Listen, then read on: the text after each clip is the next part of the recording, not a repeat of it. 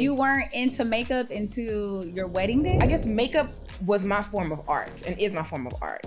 And when I'm doing makeup on others, it's my way of expressing myself and then also getting across the beauty that they want. When I first started doing makeup, people would be like, and what else do you do? I think they downplay it because they think that this is like just fun and we just are kind of just playing around. And it's a hobby. And it's like, no, baby, this is how we make money and this is how we are experts in our respective field. And without us, how you look. Hey, thanks for tuning in. Here is another episode of Behind the Beauty. I'm your host, Gigi Jeans, where we talk all things business and beauty. Oh my goodness. I am so honored and excited to have my next guest that is here. She is from St. Louis, Missouri. She is a sought after makeup artist. She has worked in editorial, movie, videography, has been a key makeup artist, celebrity clientele. She's a wife. She's in the fitness. She is the bomb. Let's introduce Alex. Hey, y'all. Welcome to the show, girl. I'm so excited to have you. Thanks for having me. I really am excited. This is gonna be good. Okay, so like I was saying earlier, I wanted certain people for the introduction of Behind the Beauty. Behind the Beauty is because I'm coming out with a book about business for beauty professionals. But it was important to me because I'm a St. Louis native to interview people from St. Louis first because of where we come from and how successful we are. Right. I wanted to interview you guys first. Very good. Okay. I think that's a great idea. Yes. So where do I start? So I found you on YouTube. And then I saw you on Facebook. Okay. And then Instagram. How did we get here? Because I did my research on you. And really? You weren't into makeup until your wedding day? That is true. That is very true. So me as a person, I've always been very artistic when it comes to just being kind of eclectic a little bit and very artsy and loving to express myself through color, through clothes, through things like that. So that was who I was or am to the core. But when it came down to my education and my background in that, I'm an engineer by education because I'm really good at math and science. She's smart. She is smart, intelligent. See? She is. Brains behind the beauty. Brains, big brains. Okay, because they be thinking because we makeup artists and stuff that we ain't smart. Who be thinking that? They thought that. I ain't never heard nobody say they thought like they, you know, when I first started doing makeup, people would be like, and what else do you do? Like they didn't look at it as a career. Downplay it. Right. But it's do like, downplay it. Look at you. You could have been an engineer. Well, I think they downplay it because they think that this is like just fun and we just are kind of just playing around. And it's a hobby. And it's like, no, baby, this is how we make money and this is how we are experts in our respective field. And without us, how you look. Clock that. Because there's that. Clock that. Anywho. How we got here.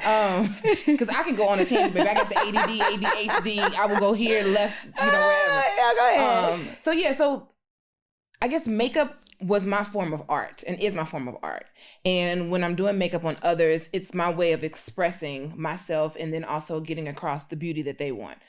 So with me like dabbling into makeup, my wedding was the first thing for that because I wanted to do my own makeup for my own wedding. Because we got married in Jamaica and I didn't know any makeup artists in Jamaica. Mm-hmm. So I started out playing in makeup and then I uploaded a video of me like showing the girlies that were getting their makeup done in Jamaica how to do it because it was like this weddings forum I was a part of. Okay. So I was like, okay, I'm going to show y'all how to do makeup. Here go my video. The video is still up to this day on YouTube. And I just started to show people how to do makeup and it grew. And then like, as you said, it was on YouTube. Mm-hmm. I started to do the influencer thing. I was an influencer before there was a word called influencer. Let me tell, and that is all facts. That's because true. I like to tell people, Alex, you are a part of the crew on YouTube, the Makeup Shaylas, the Jackianas, the Tom the Infamous. Yes. You know, you were Alex. It was like, that's how I found you because it was like, I need to learn how to do makeup on myself and I want to do it. Yes. Right? So y'all were the people that I looked at and was like, I want to be like them. Yes, indeed. I appreciate that. Yeah. We were the aunties. Yeah. The originators, the legends. Yeah, the legends. The legends, the OGs. I'll take an OG. Yeah, because if we ain't see it from y'all, what was we seeing? That's true, especially as Black women. Yeah. Like, it wasn't, the white girls was doing it and the other races were doing it, but as far as Black women showcasing Black beauty, Black skin tones, features, like there wasn't a lot of that. Yes. So you're definitely a trendsetter. Oh, thank you, baby. So you moved to Atlanta. Mm-hmm. How do we get into getting a job doing makeup? Like, how do we get there? So I love to tell the story about how every single job I've ever had, I've been fired from. Like, kick out the door, you can't come back no more. Really? I love to tell that story because it sounds terrible. Like, damn, how the hell did you get from that? But it's like, I love to say that because you can come from that. Because, I mean, I'm a good example of that. So it started out as a hobby. I knew I wanted it to be more, but I didn't know what more was. I didn't know any professional makeup artists. I didn't know what that looked like or what people got paid for that. I didn't know. I just knew I loved to play in makeup. So I was an engineer at the time, got fired, and we moved to Atlanta on a humbug. It was a broke humbug, baby. We had just got married in 2008. No money. We had to take out my 401k. Came to Atlanta just for the aspirations of, if I'm going to make it anywhere, I want to go to Black Hollywood and do it. Makeup, beauty, fashion, that's where it's going to be at. Okay. So I told my husband, I was like, baby, let's go. And he was like, well, what are we going to do when we get down there? I said, I'm going to be a makeup artist. He was like, you don't even wear makeup. Like, what are you talking about? And I was like, I know, but, follow me here. Let's go. Let's do this. And so we came to Atlanta. I tried the engineering again, got fired from that job in like 3 months. And that was the push that I needed to be like, okay, let me bet on myself. Let me get into makeup. How do I get into makeup? Do you remember like a long time ago, it was things called Meetup? Yeah. So it was a meetup for makeup artists. And it was Atlanta makeup artists. Like a meetup mixer. Yeah, and it was like online, like everybody come together. And so I was a part of that, but I was living in Indiana at the time, but I was claiming to be this Atlanta makeup artist. Oh. And so when I finally got here, I met up with some of those ladies and we started to do free shoots and just kind of do a lot of different freelances throughout the city. When Mac opened a position at Perimeter and Nordstrom, I applied for it and I just so happened to knew somebody there and ended up getting a job there. And so that's how I kind of got it as makeup being the profession. Okay, so we're going to pause right there. Let's pause. Put a pin in it. Let's put a pin in it because I want to take people back to that time. Mac was a huge deal during that time to work for. Yeah. So you not having experience and getting that job speaks volumes. Yeah. It's really like, you know how they say it's who you know and not what you know. And so what ended up happening with the Mac situation, I was always up at that damn counter buying something, just tiptoeing my toe in there. They knew who I was. Okay. And so when things came open, they would, like if there was like a different, like a class at Mac, or if somebody needed help with something, they would always hit me up about those kind of opportunities. And I would show up. I would never get paid for anything, but I was just so eager and so hungry to be a part of it. And so when I ended up helping one of the makeup artists, shouts out to Para, she was doing Housewives of Atlanta at the time. This was like the beginning of Housewives of Atlanta. And she needed help from makeup artists. And so she knew me from coming around the counter, her and Kadada. And shouts out to Kadada as well. And they reached out to me and was like, hey, you want to come and help us at I think it was Sheree's or Lisa Wu's fashion show. Okay. That's how far back it was. And I came up there and I didn't do nothing with makeup. I was sweeping and picking up trash. You was an assistant. Handing water bottles out, stuff like that. But I was in the mix of everything.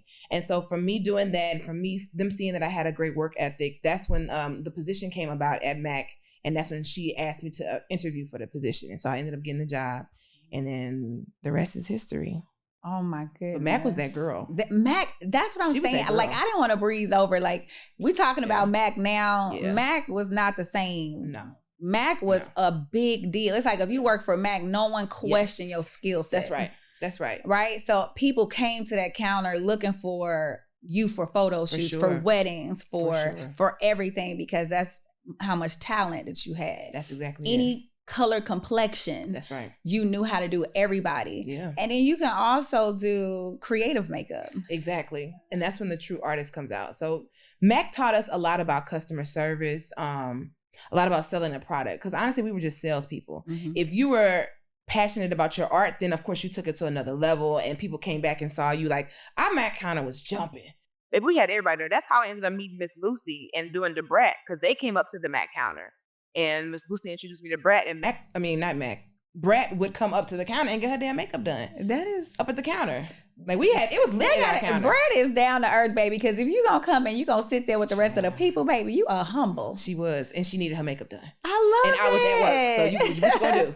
You have to come up here and get your makeup done. So now, how do we go from working at the Nordstrom counter, even though your celebrities was coming in and getting their makeup done, to you working on production? So that story is amazing. Like I said, I met Miss Lucy. She was a regular, everyday coming to the counter lady that wanted her lipstick, her lashes, whatever, and I would do her makeup. So it was one day, she called me like randomly at the counter, and I'm doing, a random little girl's makeup at the counter. And she's like, "Hey, I got DeBrat with me. I need you to do her makeup now." And I'm like, "Oh, okay." So little girl, get up off this chair. I got somebody coming. Yeah, you look good. So Brett came, I did her makeup, and she was going to, I think, like the Hip Hop Awards. She was presenting something. She had just got out of jail. And she wanted to come out with a fresh face. And so I did her makeup. And from that opportunity, I was doing Brett often. She would come to the house. That was back when I didn't have any lights. I was doing people's makeup in the bathroom. Wow. The girls, small bathroom. The toilet would sit their purse and stuff. And it was ghetto, but it was amazing. You made it work. Good. The makeup still came out. And that's all that matters. Yeah. Okay? So when Love and Hip Hop came to Atlanta in 2012, DeBrat's best friend was one of the executive producers. And so when they wanted makeup artists for the show, Brett said, "Hey, you need to hire my makeup artist. Alex is amazing." And so I was still working at the counter, but then they had me come and I was working with 3 other makeup artists, and I was doing the counter, whatever hours I would work, and then I would have to leave the counter and then go do whatever on set work with Love and Hip Hop. You was in grind mode. Oh, it was grind mode, child. Ooh. It was, because they had the scenes at the club, so you had to be there all night for that. I was also doing a little bit of day playing for Vampire Diaries because I got found by their department head randomly at the Mac counter. She was walking and getting product and saw me and saw my work and was like, "Hey, did you ever want to get into production?" And I was like, "I don't know what that is, but sure." And I started doing busy. Yeah, I was busy. So how were you managing all of this?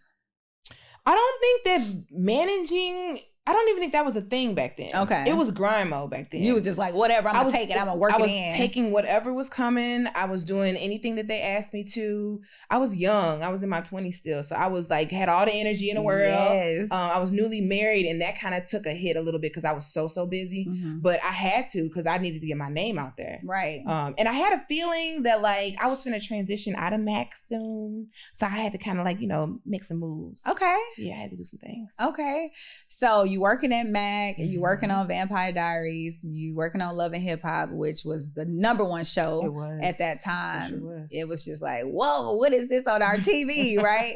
Now, when you come back to Mac, how do the people that you work with treat you? Are they excited for you? Are they hating on you? So I think some of them were excited for me. I think that I was the example of what you can take being at the Mac counter, like how far you could take it and the things that you could do. And I was just starting in my career, but me showing the freelance side of being a makeup artist was something that they didn't really see. We just saw people at the counter. Right.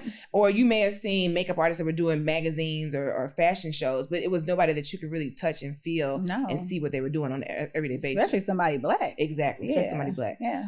So I had people that were very happy for me, but then I also had them haters, child, which is how I ended up getting fired from Mac. Which is another story. If you want to get into it, we can. I want to get into it because I feel like no one, we only hear the good stuff. Right. But I feel like those are obstacles that we go through. And it's like, how do you overcome that and stay positive and keep moving? Yes. Because some people, if you're not that confident in yourself, you might feel like you got to shrink yourself or walk on eggshells. That's very true. So how do you overcome and keep going? That's true. Well, in this particular situation, I didn't know that I got fired based off of something that a hater did until like years later. Okay. So that was good for her. Okay. Because I didn't know that. Okay. Because had I had known that, you would have. I may not have been here today. I would maybe still been in jail. I don't know. Who knows? But what happened with that situation, I think that I started to get bigger. The need and the want for my services were heightened. And I think that if you're not a secure person, that can be intimidating to you. And so there was a young lady so I would have clients, okay, let me start. I would have clients that would come to the counter and get their makeup done, like we said, Brett. And so because I'm working, I'm still doing your makeup, you still have to pay me. So we had it set up, and this was a thing we all did.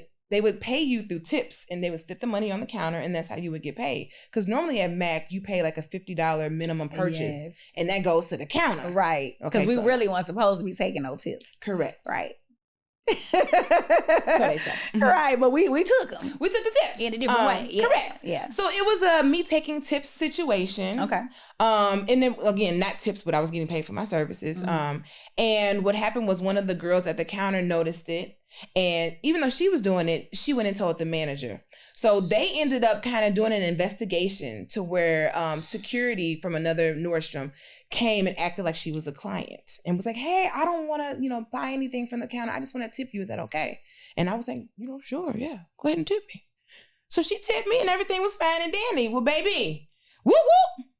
It must have been like maybe a week, a month, I don't know, something later. They were like, hey, can you come to the office?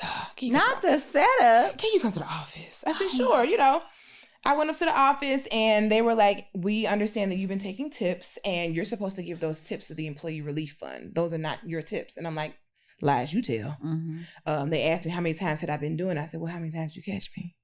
That one time I did it then. So they were like, okay, so that's fine. We're going to have to ask you to leave. And I said, that's no problem, And they were like, you're very calm. And I said, well, I don't know if you know this about me, but I know I'm not supposed to be here very long. So I'm not going to, tear up this place or get mad. I understand that this is what I'm supposed to, be doing at this moment. And I don't have no problem with that. So they're like, okay, cool. And I walked out and everything was fine. And that was the push that I needed, honestly, because in the process of that, I was getting my classes together. That was when I was really getting my classes together. I was working on Love and Hip Hop. I was tired of working at that counter because I was there for 3 years. So I knew that the transition was coming. Okay. And then that's exactly what happened. So. Wow. But look at you now though. Yeah. Yeah. So now you're touring, you're doing all these classes. Yes. You also have clients. Yes. Did anyone help you structure this, or was this just something you were winging? Like you just had your friends come with you to help you with the classes? How did you make things like who set this up for you? Did you do it? No, nobody helped me. I can remember, and honestly, I don't remember like a specific person telling me this is what you should charge. This is how your classes should be set up. I just knew that I attended classes myself, and the classes that I attended, I saw things that I liked and I saw things that I didn't like. And so when I decided to teach classes, that was based off of a need from my social media. And at the time it was just YouTube and Facebook. And people were like, oh my God, I wish you were here in person. I'm in such and such city. So then I got into my mind like, well, what if I did classes like on tour? Like what if I, with all this following that I have in platform, why don't I go to these different cities? So I started in Atlanta and then I would go to different cities. But it was based off of the experiences that I had, good and bad, and that's how I set up my class structure. Wow. Me being an engineer, I kind of am more in depth when it comes to the why of things and how experiences should be. So when it came to catering for food, when it came to a syllabus, that stuff that I learned from in school, it was all of these things. Because baby, you had it together. You had it together. I was your model for one of your classes, and I was really impressed because I'm like, wait a minute. She got a syllabus, and you were the first person that I saw talking about business as well in your class. That's right. So because of the book that's coming out, Behind the Beauty, I said, oh, I got to get her up here because you was a innovator. Oh, this was baby. Like 2010, 2011, 2012. Yeah, like I started classes in 2012. So 2012, we in 2024 right now. And you were talking, I was sitting there like, wait a minute, what is this? Yeah. Because I never seen nobody talk about that and be so organized, and you had help, and you was on time, and it was just like, wait a minute, this is possible? Yes, absolutely. So it was needed. It was needed, honestly. So what made you also talk about business? So my mother was an entrepreneur, or is an entrepreneur. And so I was able to see her ins and outs with business. I was able to see and understand taxes, invoicing, answering emails, customer service, professional services that you have to hire, lawyers, whatever the case. I was able to see that with her. And I noticed, like we talked about earlier, how people look at makeup artists or service providers and how we kind of know the glitz and the glam, but like the business, the nuts and bolts of things, we don't know. And that was a misconception that a lot of people had about people like us. But with me being very thorough my entire life, you say that you're a Virgo, I'm a Leo Virgo cusp. So I get that thoroughness and that structure that has to happen. That's how my mind works. That's why I love engineering.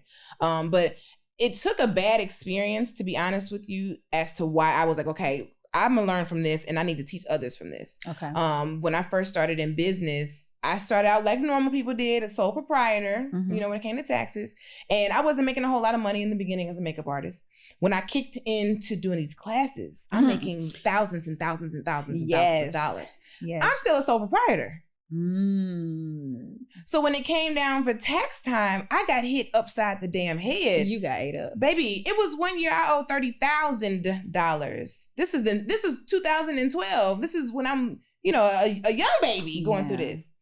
I had to pay $30,000 in taxes one year. One year was $50,000. So like it was like I didn't know that filing your taxes in a different form, whether it's LLC or S Corp, C Corp, I didn't know the difference in that. And the person that was doing my taxes was somebody did the damn church lady's taxes. They didn't know the damn difference between she making all this damn money and this lady here is just filing just because she's 75. Like it was no difference. And so I had to learn that the hard way, obviously. And so by learning that, I wanted to show other people that mistake as well as other mistakes or just other things that we need to know. And so that was what really kicked me into, okay, yeah. If I made this mistake, I know if you made this mistake. I love that. Something that simple. Oh my gosh. Okay, so I want to go back to like now, you know, you're not only working with the Brat and Love and Hip Hop, you're working with like iconic figures. Once you start working with these celebrities, do you feel like friendships changed and relationships with family members changed? No, I don't think that things change with me when it comes to friends and family, because I'm a very clear boundary setter. I'm very, very clear and very, very honest and transparent and don't take shit from people. I really don't. And that has been who I've been as a person, just as a kid, like always. So, if you're not genuine and you're around me and I notice some slick shit, usually I cut it off pretty quick. That's good. Oh yeah, it has to be. Well, sometimes it's good, but sometimes like, well, damn, maybe they didn't mean it like that. It's like, well, no, it looked like it smelled like that. So now I'm a former people pleaser, so I wish that I had that earlier on because I could have avoided a lot of situations. Well, when you learn, I'm a child of an addict. Number one. And so growing up, having that experience, my mother was smart enough eventually to take us to Al-Anon meetings. I'm not sure if you know about what Al-Anon is. So you know how alcoholics go to AA, Alcoholics Anonymous? Al-Anon is for family members of an addict. So you learn in these meetings how to cope with toxic behavior, how to deal with an addict, the manipulation. So we learned this at a very, very young age. My mother understood it because she was going to the church, she was going to the pastor, she was going to all these people and not understanding that she was still enabling my father. Okay. And it was being codependent on him and it was affecting us. So once she ended up getting her sponsor, they introduced her to these meetings and then she brought us into these meetings. So from a very young age, I learned practices like that as to how to deal with. That's why in the industry, when especially with clients, if it's some weird, you know, it's not mutually reciprocated type of energy, then I'm like, we shouldn't be doing this.